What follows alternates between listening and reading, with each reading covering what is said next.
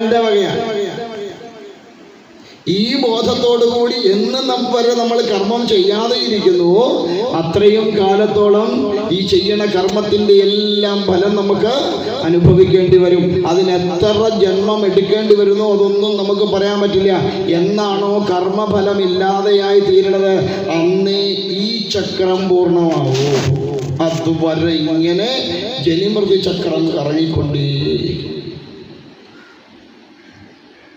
കൊണ്ട് ഭഗവാൻ രാമാവതാര കാലത്ത് ഒളിഞ്ഞിരുന്ന് ആരെയാ കൊന്നേ?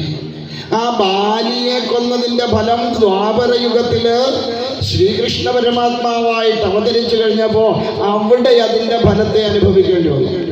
ഇവിടെ എങ്ങനെയാ ചെയ്തത്? ഒളിഞ്ഞിരുന്നായി.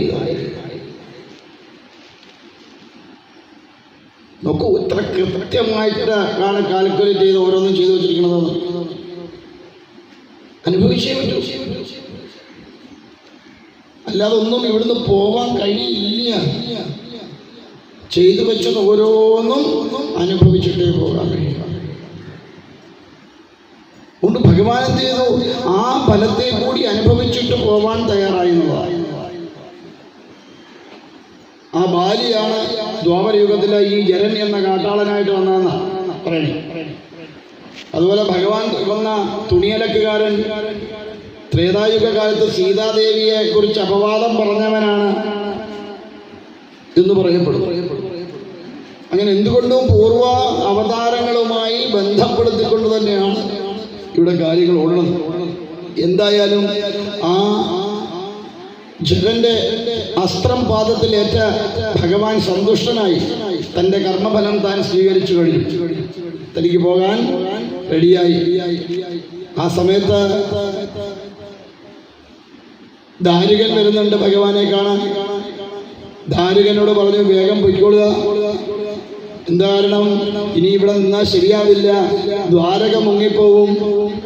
അതുകൊണ്ട് വേഗം അർജുനോട് പറയുക, എല്ലാവരെയും അവിടെ നിന്ന് മാറ്റാൻ പറയുക.